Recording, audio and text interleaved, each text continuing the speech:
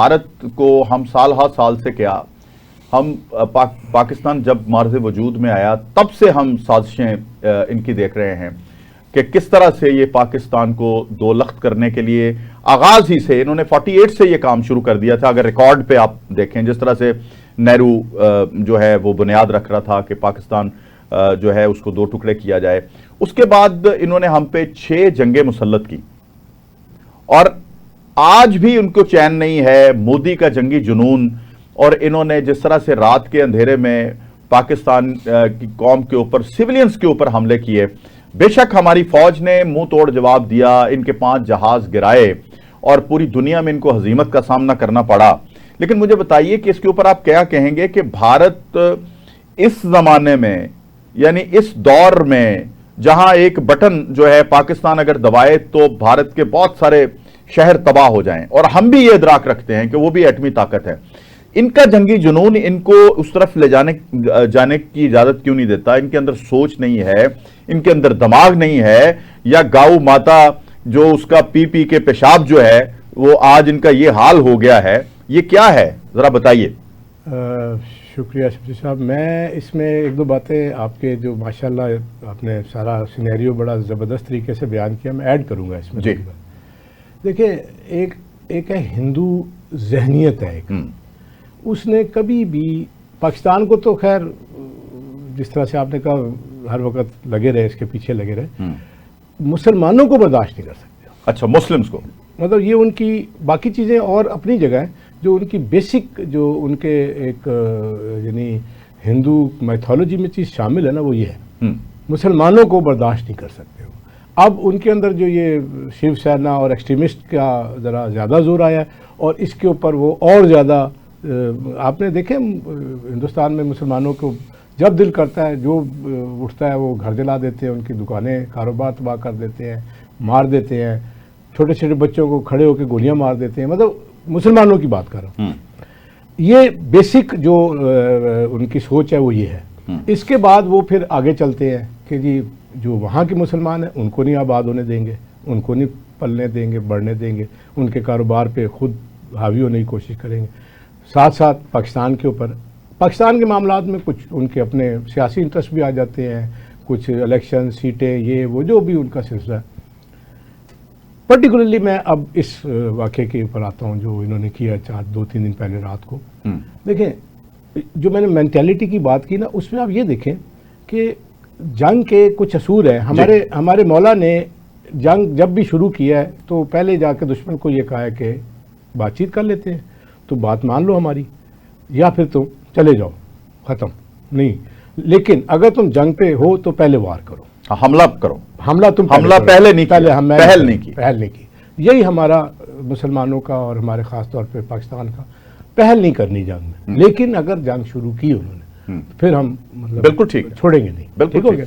इस कंडीशन में आप देखें इन्होंने हमला कहाँ किया, आप ये देखें भाई, आपका अगर मुकाबला है तो जंग में मतलब बराबर पे या जो भी है जंगी हालात में जंगी लोगों से मुकाबला होना चाहिए ना। उन्होंने मस्जिद में बम मार दिए, उधर घरों में मार दिए, उधर सिविलियंस के ऊपर अटैक किया। ये एक खबासत जो उनके जहनों में है ना, वो ये उसका गमाजी करता है। दूसरा, रात का वक्त चुना कि मतलब जाहिर है रात को पब्लिक अलर्ट होती है। लेकिन यहाँ एक मैं जरूर चाहूंगा कि वजाहत हो जाए। आपने ये हिंदू जहनियत है, जरा और फरमाइए, या मोदी जहनियत है? नहीं, हिंदू की एक्सट्रीमिस्ट, मोदी उनका रिप्रेजेंटेटिव है, वो एक सामने, यानी आरएसएस इज जो देखिए हर पाकिस्तान में पार्टियां है ना, तो एक पार्टी का एक लीडर है। अब पार्टी की सोच और पार्टी का सारा कुछ वो लीडर रिप्रेजेंट तो वही करेगा ना, पॉलिसियां जो बनती हैं वो इम्प्लीमेंट तो वही करवाएगा ना। एक जनरल रूल है, हर जगह का रूल है। इसी तरह मोदी जो है वो, आप थोड़ा सा पीछे जाएं, मोदी के ऊपर पाबंदी थी जब उसने गुजरात में मुसलमानों का कत्लेआम किया, ट्रेन का और जलाया, और सारा कई मुल्कों में उसके ऊपर पाबंदी थी। वो पूरी दुनिया में, अमेरिका उसको वीजा नहीं देता था, और बाप देखे वो कैसे उसको वेलकम कर रहे हैं। तो कहने का मकसद ये है कि ये जो हिंदू हैं उन्होंने इस चीज़ को ओवरकम किया और उन्होंने उस बंदे को वहाँ पे लगाया कि जिसको कि दुनिया वीज़ा नहीं देती थी, उसको वज़ीर-ए-आज़म बनाया, तीसरी दफ़ा वज़ीर-ए-आज़म बनाया। ठीक है। अच्छा, यहाँ शराइस साहब, मुझे बात तो बिल्कुल ठीक है, मैं आज हिस्टोरिकल पर्पस पे बात करने के लिए नहीं बैठा, मैं मौजूदा सूरत हाल पे बात करना चाहता हूं।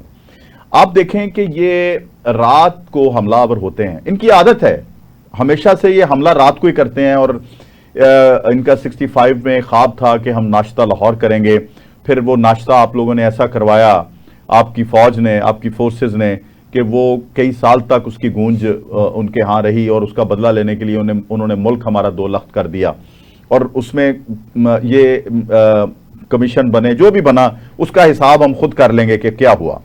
लेकिन आज जो सूरत हाल हुई है, उनका आना, मिसाइल मारना हमारी मस्जिदों पे, हमारे मदरसों पे, सिविलियंस के ऊपर अटैक करना, उसके बाद फौज का उनके वो जहाज तबाह कर देना जिनके ऊपर उनको बड़ा नाज है, फ्रांस के बने हुए, और पूरी दुनिया में मीम्स बन रही हैं, इसको आप कितनी बड़ी कामयाबी देखते हैं हमारी फोर्सेस की? और दूसरी तरफ पूरी दुनिया में जो भारत के जंगी जुनून के ऊपर क्वेश्चन मार्क अब शुरू हो गया है, वो दहशतगर्दी की बात करता था, उससे ज्यादा दहशतगर्दी हमारे मुल्क में हुई और हमारे पास सबूत हैं।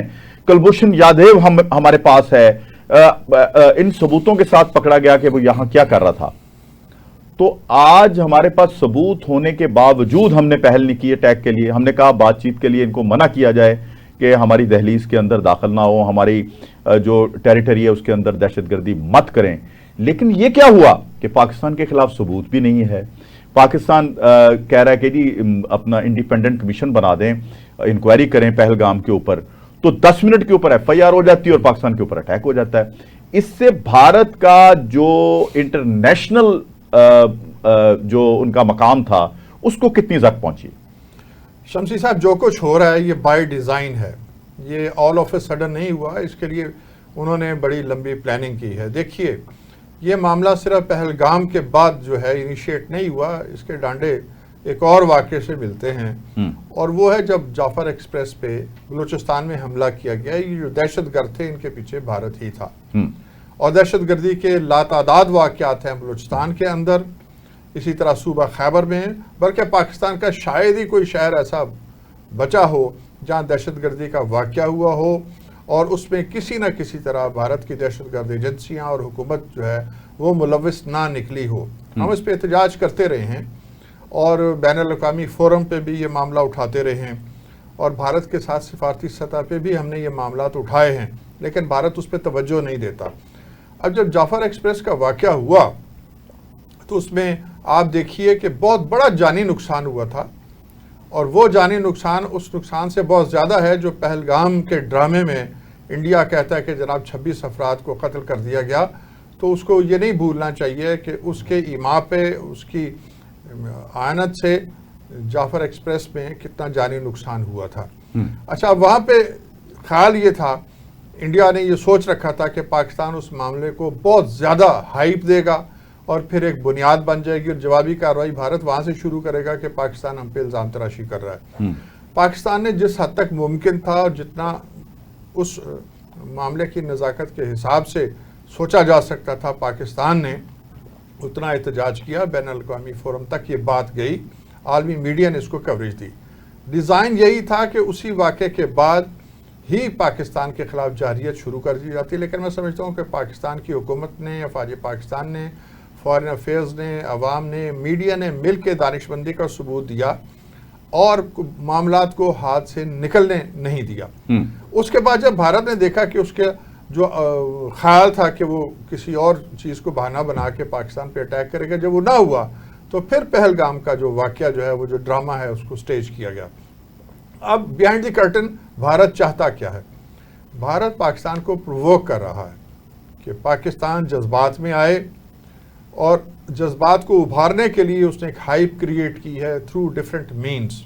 उनका मीडिया जो कुछ कर रहा है हुकूमत के ईमा पे कर रहा है, और उनकी जो खुफिया एजेंसी हैं उनकी इंस्ट्रक्शंस के मुताबिक कर रहा है।